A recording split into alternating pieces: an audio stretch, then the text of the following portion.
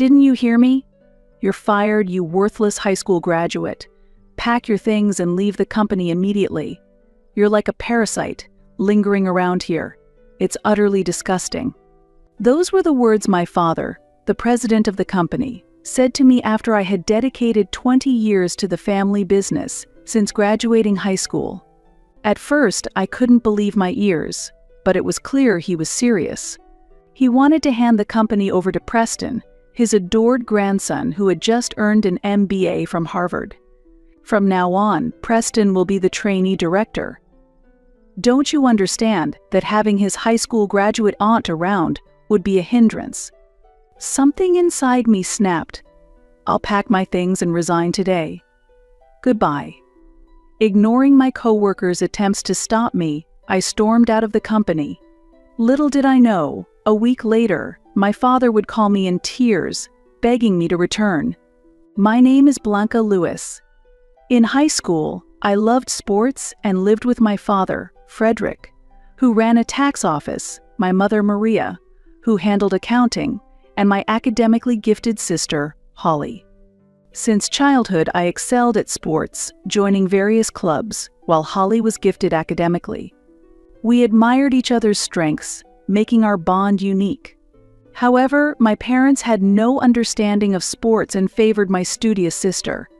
Even when I competed in long-distance events at the state level, my parents never came to cheer me on.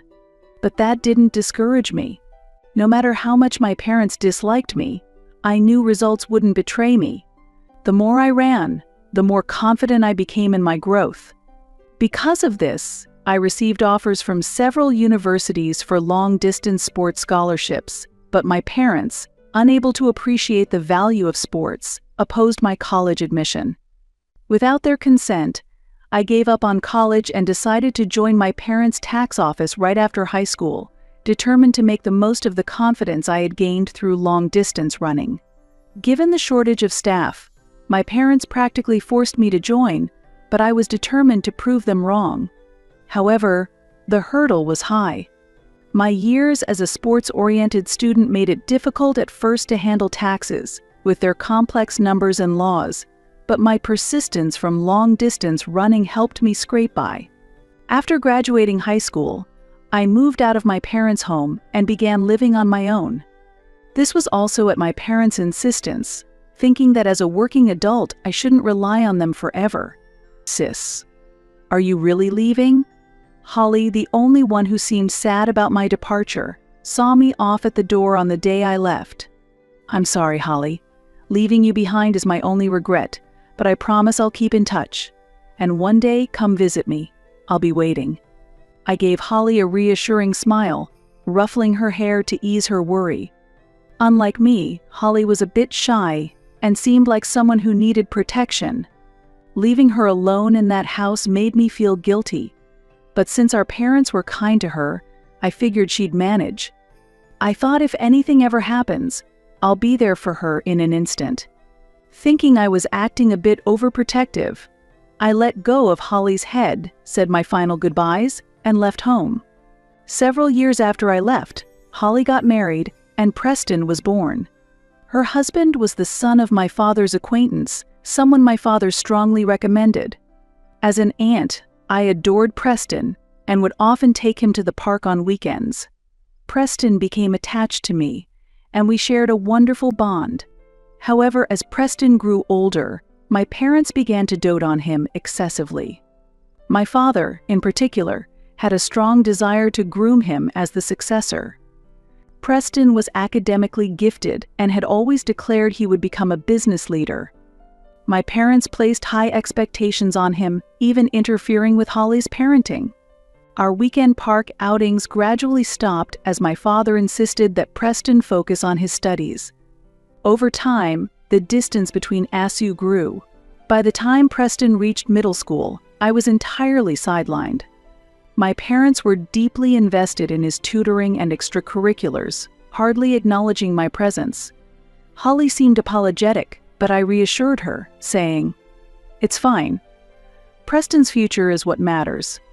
With my father's strong encouragement, Preston eventually secured admission to Harvard and entered the MBA program. High school graduates should just focus on work. That became my father's constant remark toward me. When he received the news of Preston's acceptance, I approached him with a handkerchief to dry his tears of joy, only to have it slapped away with those familiar words of disdain. The final blow came when my parents decided to attend Preston's enrollment ceremony, leaving me behind, uninvited. The antagonism was growing more intense. Holly apologized to me over the phone, but I assured her it was fine and that she shouldn't worry. I knew she was frustrated that she couldn't change our parents' behavior. I resolved not to trouble her further. I thought that if I could someday earn my tax accountant certification, my parents would finally acknowledge me. But contrary to my hopes, my parents' treatment of me grew colder. They began ignoring my greetings, and when I asked questions, they left them unanswered. "You don't even know that?" This is why high school graduates are useless. My mother often remarked, like a nagging mother-in-law. She sometimes even scolded me outright. Then, one day, a turning point arrived. I finally achieved my long-awaited tax accountant certification. After several years in the company, I decided to pursue the certification to build greater trust with our clients. To earn it, I had to pass 5 separate exams which could be taken over multiple years. Taking advantage of this system, I passed 1 subject per year, dedicating 5 years to achieve my certification and officially becoming a tax accountant. I first shared the news with Holly and Preston. Holly was thrilled, as if it were her own accomplishment. Preston sent a brief message congratulations. With newfound motivation, I dove into my work wholeheartedly, and as a result, clients began to trust me more. Even outside business hours, I would promptly attend to clients' needs. "Thank you, Blanca. I'm so glad you're in charge," they would say, expressing gratitude with smiles that became my greatest joy.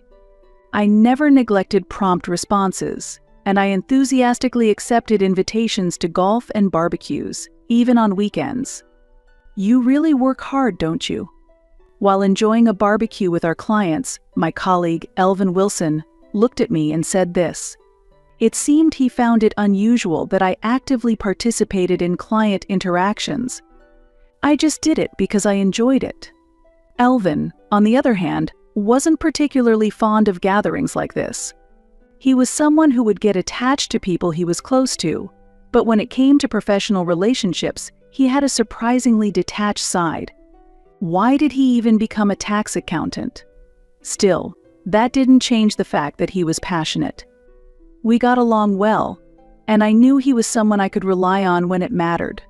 "What are you talking about? You're working hard too. You're here for the clients, after all. Come on, make the most of it and eat up. I've already had about 5 servings of meat. You're eating too much." Are you really a former long-distance runner? Apparently, eating all that meat didn't make me look like an ex-long-distance runner. How rude. I'd always had a big appetite, but I held back when I was an athlete, I joked. Elvin and I laughed over these light-hearted conversations, bringing our clients into the fun and enjoying the barbecue together that day. As I continued spending days like this, building connections with clients alongside Elvin, I gradually became invaluable to them, and before I knew it, I had reached the top of the company's sales. With many major clients under my belt and the growth in revenue from my accounts, my efforts had finally paid off. "You did it, Blanca. Your hard work really paid off." "Thank you, Elvin. I guess I'll have to get serious and follow your example soon." "Were you not serious until now?"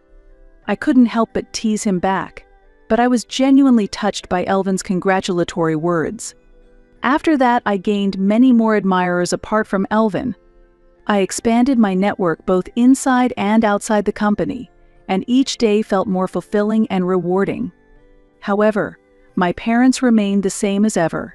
No matter how much I contributed to the company, their attitude was that it was only natural for me to give back, as they had allowed a mere high school graduate like me to join the company.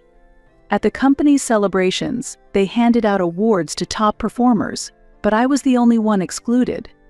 Once again, I was filled with frustration at my inability to change my parents' hearts. Then, I received news that Preston had graduated from Harvard with excellent grades. He had completed his MBA and was about to return home. The thought of Preston returning home brought mixed feelings. He was once my sweet nephew, but now he has become the heir, carrying the full weight of my father's expectations. Still, as his aunt, I wanted to genuinely celebrate his return.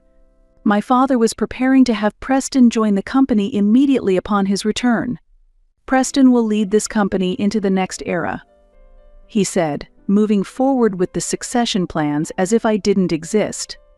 Holly called me, sounding apologetic. "Sis, Dad is completely fixated on Preston. I tried to stop him, but don't worry about it. Preston probably doesn't even think about me." "No, that's not true. Preston really cares about." Before Holly could finish, I hung up. Thinking about Preston brought back memories of our times at the park. Back then, I never imagined things would turn out like this. Before long, Preston returned and joined my father's tax office. For his first year, he was granted the privilege of no overtime, and my father personally mentored him. Meanwhile, I continued with my usual routine of overtime and working on weekends. Even so, I carried on with my work diligently, earning the trust of our clients. "Blanca, we're truly grateful to have you here. I feel at ease when it's in your hands." The clients' words of appreciation became my support. Then, something unusual happened. My father organized a welcome party for Preston, and surprisingly, I was invited. "Looks like your folks are finally starting to recognize you," Elvin remarked. No way. In the reception-like venue, as I watched my parents talking to Preston, Elvin, who was sitting with me, leaned over and whispered that he thought maybe, just maybe, my parents were starting to recognize my efforts. I almost wanted to believe him, after all the hard work I'd put in.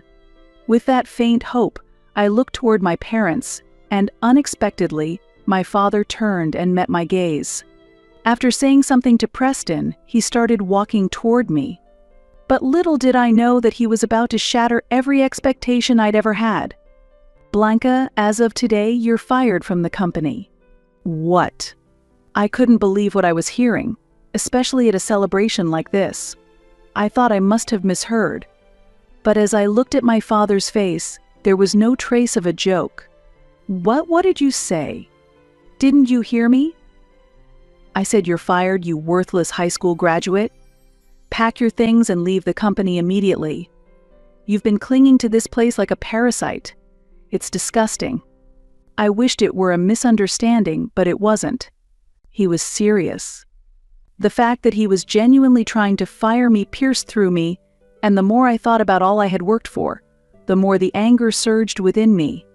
For the first time, I let that anger out and confronted my father.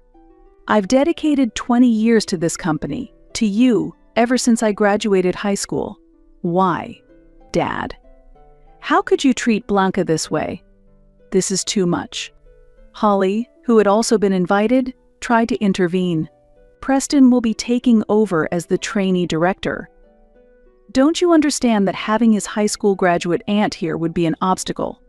"Hey, that's going too far," Elvin interjected, clearly furious as he addressed my father. In all the years we'd worked together, I had never seen Elvin so angry. "Sir, no matter how much authority you have, there are things you should never say to your own child. And who do you think you are, speaking to me like this? I am the head of this tax office. What I say is absolute. Or, would you like to be fired along with her?" Even toward Elvin, my father was unyielding. If my presence was going to get Elvin fired too, then Enough. Both of you. Something broke inside me, and I calmly stopped their conversation. Elvin seemed to object, but honestly, I wasn't absorbing any of it. "I'll gather my things and leave today. Thank you for everything." "Blanca, wait." "Sis." Ignoring Holly's call, I cast a final glance at my father and ran out of the venue, almost fleeing. It hurt to realize that no matter how hard I worked, none of my efforts had ever reached my parents. But with Holly and Elvin by my side, I didn't want them to see me in such a pitiful state. Maybe it was time for me to stop clinging to my parents' company and strive to make it on my own elsewhere. Perhaps all I could do was support Preston, my nephew. Maybe it wasn't my time anymore. I'd have to make sure to properly apologize to Elvin later. As I ran down the dark road back to the company, thoughts like these swirled in my mind, and I felt tears beginning to flow naturally. There was no use crying, but I was determined to turn these tears into strength. With that resolve, I stopped running, took out my phone from my pocket, and made a call. The next day, I went around saying goodbye to our clients. Each one expressed regret over my departure, and many insisted they wanted to follow me to my new job. However, poaching clients would be improper. Though I tried to politely decline, I couldn't stop clients who wanted to switch tax offices of their own accord. They firmly insisted they wanted me as their advisor, refusing to compromise. I was overwhelmed with gratitude. It touched my heart deeply, and with most of my clients deciding to follow me to my new office, I couldn't hold back my tears in front of them. Yes, as soon as my resignation was confirmed the previous night, I called Simon Foster, the director of a tax office I knew, and after sharing the whole story, he offered me a position. "It must have been tough for you. You'll be able to relax here. We'd be delighted to have you." Simon was incredibly friendly, and I remember pouring my heart out to him, even rambling about trivial things through my tears, but he simply nodded along, listening patiently. I recall how kind he was. "If your father treats you that way, feel free to consider me as your father figure instead." Even over the phone, his words felt more fatherly than my actual father's, and I gradually felt a resolve to work hard for him. And so, shortly after leaving my former position, I joined Foster Tax Office, setting out toward a new goal. After working there for a few days, I was progressing better than I had expected. With most of my former clients following me and the director's full support, both my income and status at Foster Tax Office had improved. Feeling Simon's confidence in me only increased my motivation, and I found a renewed excitement in my work. About a week later, after finishing work, I checked my personal phone and was shocked to see a slew of missed calls from my father. I was stunned, as I'd never received a call from him before. Listening to one of the voicemails, I heard a message stating that his tax office was suffering a massive client loss, putting their finances in jeopardy. "Preston's gone too, and the company is in danger. Do something. You still want to work at my company, don't you?" Hearing my father's self-centered plea, I immediately ended the voicemail. Honestly, I no longer saw him as a father. What caught my attention, though, was the mention that Preston had left, which worried me. I quickly called Holly, who answered sounding completely exhausted. Apparently, Preston had submitted his resignation, wasn't returning home, and was staying at a hotel. He had grown frustrated with my father's authoritarian management style and was planning to transfer to a different tax office. According to Holly, my dismissal led Elvin and the other staff members to quit en masse. Elvin. I hadn't even reached out to him, yet he must have. Out of consideration for me. Ending my call with Holly, I stared blankly at the list of missed calls from my father on my phone screen. With both Preston and Elvin gone, and the departure of the other staff and clients, it felt like the fate of my father's company was in my hands, but I deleted the missed calls from my phone and gently closed it. A few months later, Holly informed me that my parents' tax office had gone bankrupt. Due to the client exodus and the mass resignation of staff, my parents' tax office could no longer sustain operations and ended up closing. They had just taken out a loan to renovate the office, leaving them with substantial debt. With my father's reputation tarnished, it's unlikely any tax office in the industry would consider hiring him. I heard from Holly that my father now spends his days working labor-intensive part-time jobs, while my mother struggles with part-time retail work, scraping by as they try to pay off their debts. Well, I would have liked to say I heard that from Holly, but surprisingly, it was someone else who filled me in on my parents' situation. It was Elvin. Elvin, your whole vibe has changed, hasn't it? You look like a CEO now, and your suit looks a lot more expensive than before. Hey, you noticed? Actually, I won the lottery. $10 million. $10 million? Shay, keep it down. You keep it down too. When Elvin suddenly reached out and appeared before me, I was completely taken aback as he casually mentioned winning the lottery. He started off proudly, but soon his tone softened as he continued. The truth is, I used those winnings to start my own firm, Wilson Tax Office. I'm the director now, and all the staff from your father's company asked if they could join me. I think I finally understand what it means to be admired, like you are. Elvin, living it up would have been nice, but I saw how hard you worked, so I couldn't just take the easy way out. So I became a director to take care of everyone properly and work alongside you, shoulder to shoulder. You're already a pretty respectable director. It's almost annoying that you're not acting like yourself. And working shoulder to shoulder? You're higher up than me now. Elvin, of all people. But I have to say, I don't dislike you. Falling for me, aren't you? I almost wrapped my arm around his shoulder to put him in a wrestling hold, but I decided against it. Instead, we put our arms around each other's shoulders and laughed together, looking forward to what life held for us. Afterward, I let Holly and Preston stay in my apartment while they recovered, keeping an eye on them as I continued working. As they regained their color and appetite over time, I invited them out for a meal at a restaurant one evening. There, the three of us finally had a long talk about everything. Preston shared that he'd grown increasingly disillusioned with my father's authoritarian management style and decided to resign after my dismissal. He couldn't endure the outdated practices that clashed with the management theories he had learned at Harvard. We had only been torn apart by our parents, but there was never any true animosity between us as a family. Although Holly and Preston had nothing to feel guilty about, talking about the past sometimes brought a shadow over their faces. But Holly apologized for all the hardship she felt she had caused me over the years. I tried to reassure her that none of it was her fault, but she was insistent. She was always so earnest, almost to a fault. Honestly, it terrifies me to think of what would have happened if you hadn't been there, sis. I don't think Preston or I would have regained our strength like we have. Well, I would have been devastated if you and Preston weren't doing well. But we're family, so maybe it's okay to let each other see our flaws a little more, don't you think? Sis. That said, I plan to drink a lot tonight, so take care of me if I get totally wasted. What? Wait, sis.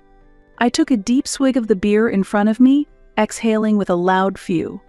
A bit dramatic, maybe, but I didn't want the two of them to hold back, especially after going through the trouble of bringing them to a restaurant. So, we shared drinks, laughing, and promised to move forward together as a close family of three. A few days later, I helped Holly and Preston join the foster tax office, where Simon welcomed them warmly. It feels like our strength has tripled. I'm counting on all of you. Let's not lose to our rival, Wilson Tax Office. Yes, sir.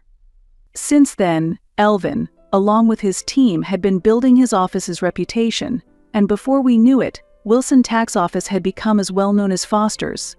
Following Foster's competitive spirit, the three of us became even more motivated. As a united family, we pledged to work hard for the director and for our clients, determined to give our best every day.